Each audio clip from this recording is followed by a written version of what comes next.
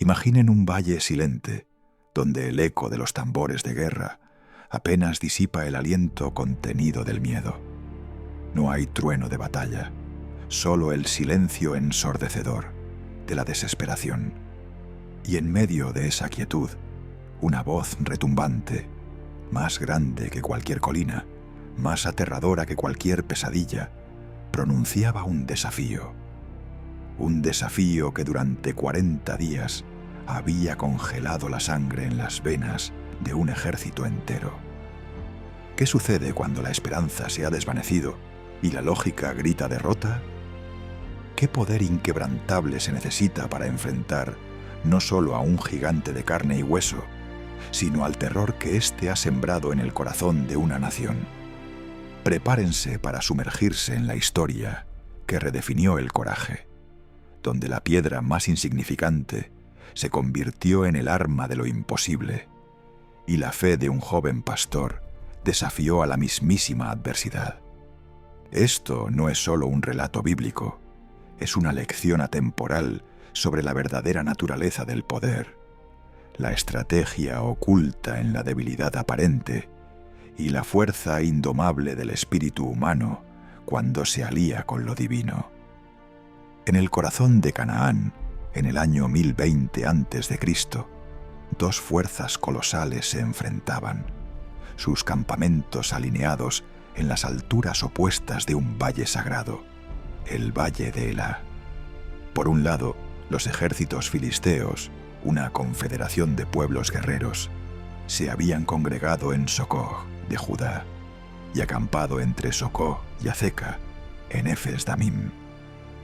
Su poderío militar era innegable, con una superioridad en armamento de hierro que les daba una ventaja devastadora sobre las tribus israelitas.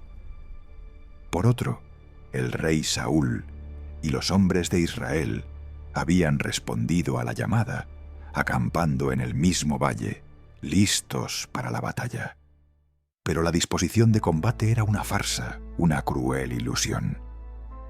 La verdad era que un solo hombre, un paladín surgido de las filas filisteas, había paralizado a toda una nación. Su nombre era Goliat de Gat, un nombre que se susurraba con horror, una figura de proporciones míticas. Este coloso, que según los manuscritos más antiguos, y Josefo medía 4 codos y 1 palmo, aproximadamente 2,06 metros, aunque el texto masorético lo eleva a la asombrosa altura de 6 codos y 1 palmo, cerca de 2,97 metros. Era una visión aterradora. Su cabeza estaba protegida por un casco de bronce.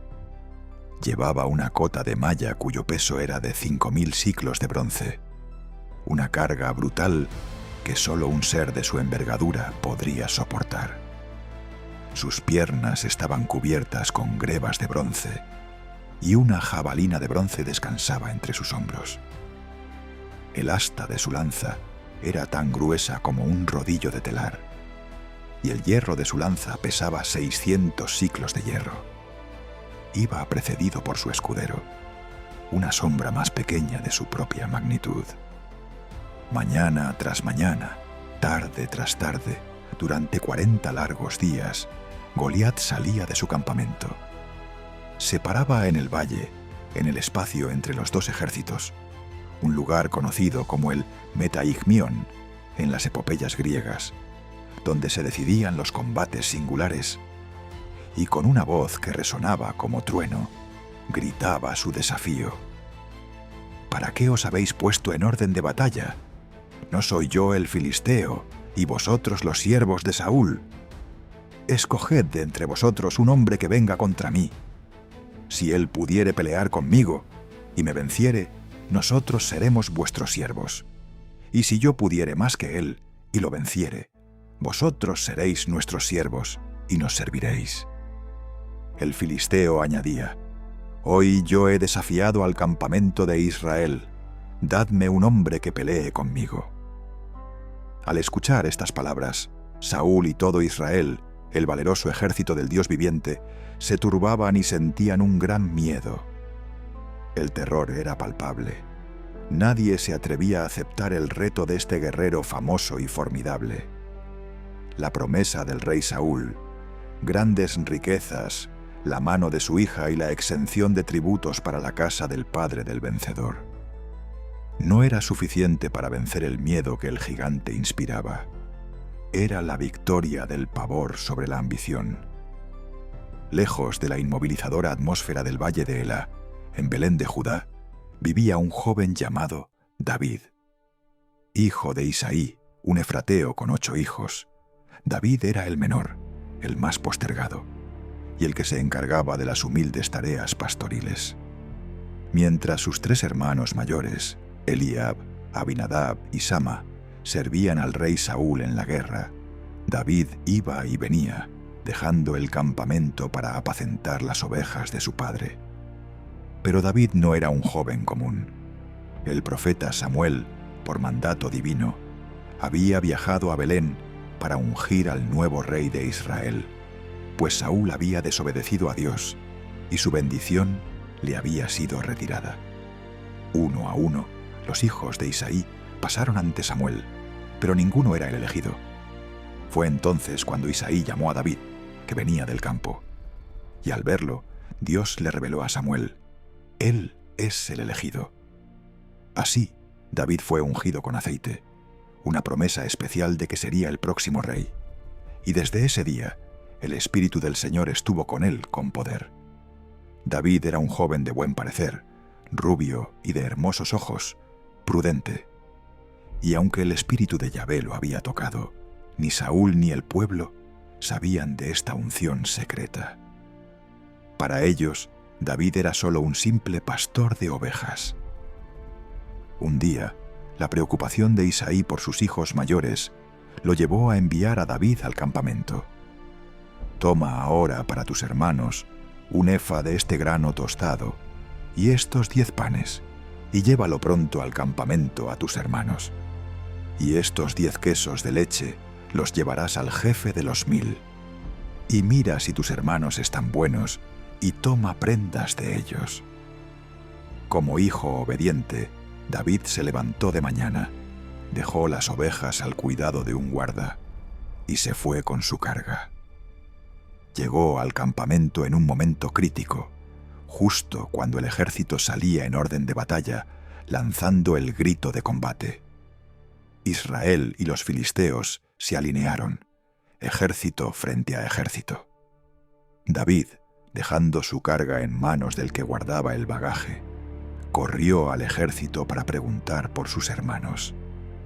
Mientras hablaba con ellos, la imponente figura de Goliat salió de entre las filas filisteas y pronunció sus mismas palabras de desafío, palabras que David escuchó. La escena era una pesadilla recurrente para los israelitas, que huían despavoridos cada vez que veían a Goliat. David no podía entenderlo. ¿Qué harán al hombre que venciere a este filisteo y quitare el oprobio de Israel? El pueblo le respondió con las mismas palabras: así se hará al hombre que le venciere. El rey le enriquecerá con grandes riquezas y le dará su hija, y eximirá de tributos a la casa de su padre en Israel. Pero la recompensa no importaba tanto a David como la afrenta a su Dios.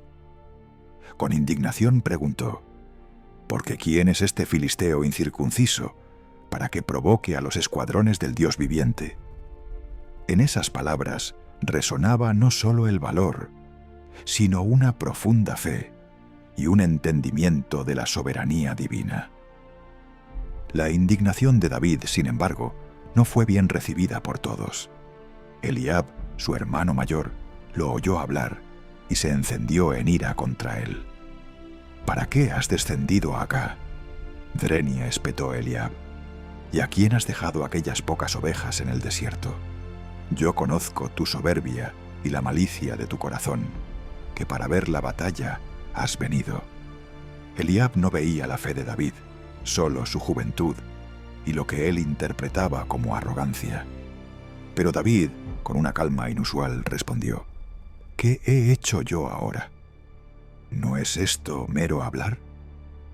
se apartó de su hermano y continuó preguntando de igual manera a otros, recibiendo la misma respuesta sobre la recompensa. Las palabras de David llegaron a oídos del rey Saúl, quien lo mandó llamar. Imaginen la sorpresa de Saúl al ver ante sí no a un experimentado guerrero, sino a un muchacho, casi un niño. Pero David no dudó. Con una convicción que solo la fe puede otorgar, le dijo a Saúl: «No desmaye el corazón de ninguno a causa de él. Tu siervo irá y peleará contra este filisteo». La respuesta de Saúl fue la de un hombre pragmático, un líder que veía la realidad física sin la luz de la fe. No podrás tú ir contra aquel filisteo para pelear con él, porque tú eres muchacho y él un hombre de guerra desde su juventud. Era un juicio lógico, basado en la vasta diferencia de experiencia y tamaño. Pero David no apeló a su propia fuerza, sino a la de aquel que lo había guiado siempre. Con una voz firme, David relató sus experiencias como pastor. Tu siervo era pastor de las ovejas de su padre, y cuando venía un león o un oso y tomaba algún cordero de la manada, salía yo tras él y lo hería y lo libraba de su boca. Y si se levantaba contra mí, yo le echaba mano de la quijada y lo hería y lo mataba. La clave de su confianza no radicaba en su habilidad personal, sino en el origen de su victoria. Fuese león, fuese oso, tu siervo lo mataba, continuó David.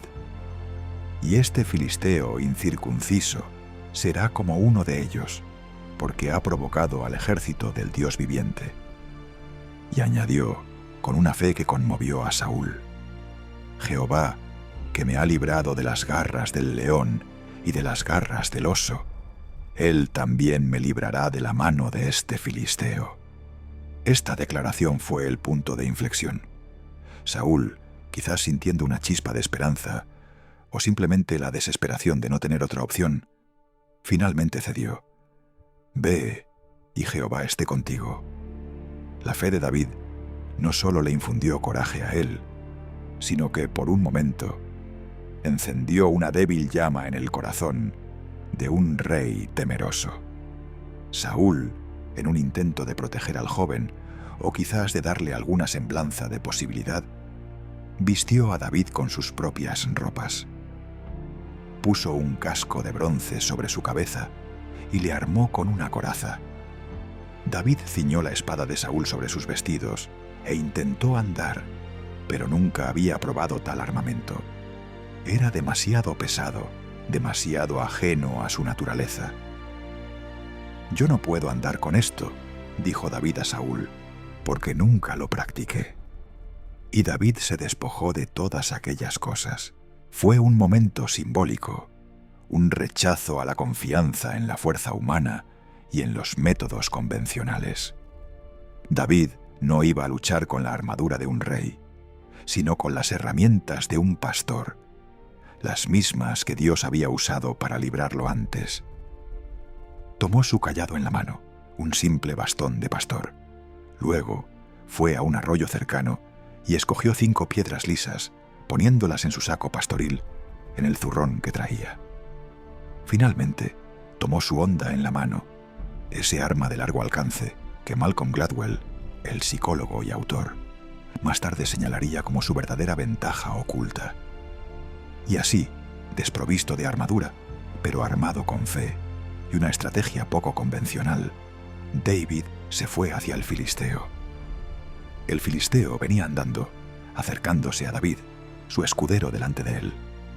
Cuando Goliat miró y vio a David, un muchacho rubio y de hermoso parecer, lo tuvo en poco, una profunda ofensa. ¿Soy yo perro?, gritó Goliat a David, ¿para que vengas a mí con palos? Y maldijo a David por sus dioses.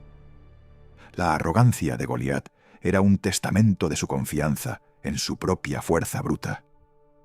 Luego, el filisteo añadió, con macabra confianza: «Ven a mí, y daré tu carne a las aves del cielo y a las bestias del campo».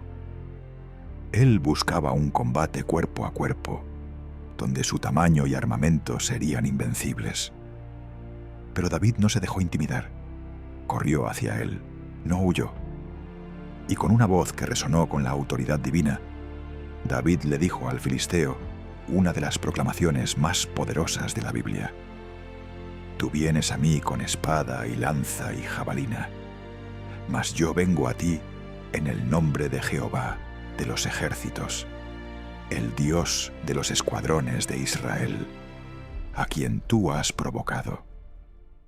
David continuó, sellando el destino de Goliat con cada palabra: «Jehová te entregará hoy en mi mano, y yo te venceré, y te cortaré la cabeza, y daré hoy los cuerpos de los filisteos a las aves del cielo y a las bestias de la tierra, y toda la tierra sabrá que hay Dios en Israel». Su fe era inquebrantable, su misión clara. No era una lucha de un hombre contra otro, sino de Dios contra los dioses paganos. Y sabrá toda esta congregación que Jehová nos salva con espada y con lanza, porque de Jehová es la batalla, y Él os entregará en nuestras manos. Era una declaración teológica antes de un golpe fatal. Y aconteció que cuando el filisteo se levantó y echó a andar para ir al encuentro de David, David se dio prisa y corrió a la línea de batalla contra el filisteo. Este acto, aparentemente temerario, era en realidad una maniobra estratégica brillante. David, el pastor, era un virtuoso de la honda, un arma con la que había pasado su vida derribando leones y lobos, capaz de lanzar una piedra a más de 100 kilómetros por hora, el equivalente a una bala. Goliat, con su pesada armadura, estaba diseñado para el combate cercano, y su tamaño, en este contexto, era su mayor debilidad. Un blanco enorme y lento para un tirador experto. Metió David su mano en la bolsa, tomó de allí una piedra y la tiró con la honda. La piedra voló, un proyectil guiado por la fe y la precisión, e hirió al filisteo en la frente. La piedra quedó clavada en la frente, justo en el punto vulnerable, y el gigante, tambaleándose, cayó sobre su rostro en tierra. Así venció David al filisteo con honda y piedra, e hirió al filisteo y lo mató, sin tener David espada en su mano. La victoria fue instantánea, aplastante. Entonces David corrió y se puso sobre el filisteo, tomando la espada de Goliat, una arma que el gigante había traído para su propia gloria. David la sacó de su vaina, lo acabó de matar y le cortó con ella la cabeza. Cuando los filisteos vieron a su paladín, su campeón invencible, muerto, el pavor se apoderó de ellos. Huyeron. El ejército de Israel, liberado de su terror, se levantó y con un grito de guerra persiguió a los filisteos hasta el valle y hasta las puertas de Ecrón. Los heridos de los filisteos cayeron por el camino de Saharaim hasta Gat y Ecrón. Los hijos de Israel volvieron de seguir a los filisteos y saquearon su campamento. David tomó la cabeza del filisteo y la llevó a Jerusalén, mientras que las armas de Goliat las puso en su tienda. Este acto, llevar la cabeza a una fortaleza jebusea como Jerusalén, fue un acto simbólico de intimidación, mostrando el poder de Israel. Más tarde, la espada de Goliat sería dejada en el santuario, un trofeo de la victoria divina. Cuando Saúl vio a David salir a encontrarse con el filisteo, preguntó a Abner, el general del ejército: «Abner, ¿de quién es hijo ese joven?». Abner, sorprendido por la pregunta del rey sobre un hombre que había servido en su propia corte, respondió: «Vive tu alma, oh rey, que no lo sé». El rey insistió: «Pregunta de quién es hijo ese joven». Cuando David regresaba de matar al filisteo, Abner lo tomó y lo llevó delante de Saúl, llevando David la cabeza de Goliat en su mano. El rey le dijo a David: «Muchacho, ¿de quién eres hijo?». Y David respondió: «Yo soy hijo de tu siervo Isaí de Belén». La victoria de David lo convirtió en un héroe nacional, amado por el pueblo. Pero esta popularidad sembró una semilla oscura en el corazón de Saúl. La gente cantaba: «Saúl ha matado a miles, pero David a 10.000». La gratitud del rey se transformó en celos venenosos. Saúl, a quien el espíritu de Yahvé había abandonado, se vio a sí mismo eclipsado por un joven ungido por Dios. A pesar de la amistad de Jonatán, hijo de Saúl, quien amaba a David como a sí mismo, la envidia de Saúl creció incontrolable. David, con su habilidad musical, continuó aliviando a Saúl con su arpa, pero en un día de furia, Saúl levantó su lanza y se la arrojó, intentando clavarlo a la pared. David, bendecido por Dios, esquivó la lanza. Este intento se repitió varias veces. Saúl, que había prometido su hija Mical, a quien matara a Goliat, la dio a David solo después de exigirle que matara a 100 filisteos, con la esperanza secreta de que David pereciera en la empresa. Pero David sobrevivió y Mical se convirtió en su esposa.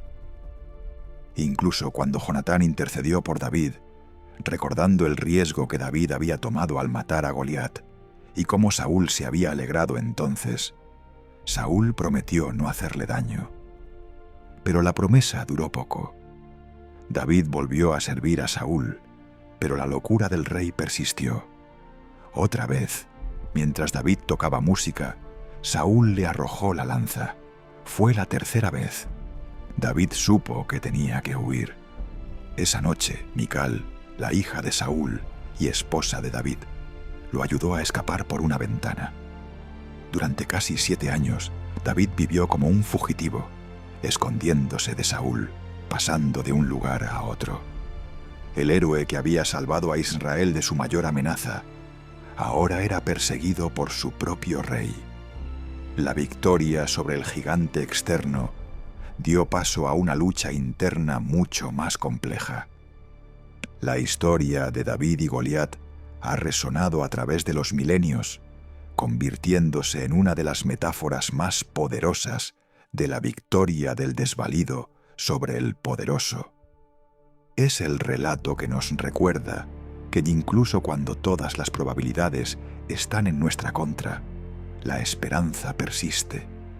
Nos enseña a confiar en el poder incomparable de Dios, en que Él puede usar lo pequeño y lo menospreciado para lograr grandes cosas. David, el pastorcillo, sin armadura y con solo una honda y unas piedras, venció al temible gigante. Pero el autor Malcolm Gladwell nos invita a una profunda relectura. ¿Fue David realmente el desvalido en el sentido tradicional? Su análisis sugiere que la debilidad de David era, de hecho, su mayor fortaleza estratégica. Goliat, con su armadura pesada y su especialización en el combate cuerpo a cuerpo, estaba en desventaja ante un adversario ágil y con un arma de proyectil de largo alcance como la honda. Su aparente fuerza era, en ese contexto, su mayor vulnerabilidad. La lección se expande. La fortaleza es a menudo solo una apariencia. Todo Goliat, por imponente que parezca, tiene puntos débiles que un enemigo avezado puede descubrir y aprovechar. Esta historia va más allá de la mera ventaja estratégica. Es una profunda enseñanza espiritual. David no confió en su propia habilidad con la honda, aunque era un experto. Él confió en el nombre de Jehová de los ejércitos, el Dios de Israel. Entendió que la batalla es del Señor.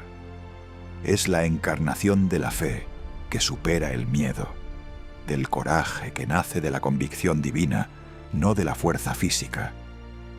La victoria de David no fue el final de sus desafíos, fue el comienzo de una serie de pruebas, de persecuciones, de intrigas que lo forjaron como rey. pero su enfrentamiento con Goliat selló su destino y el de Israel.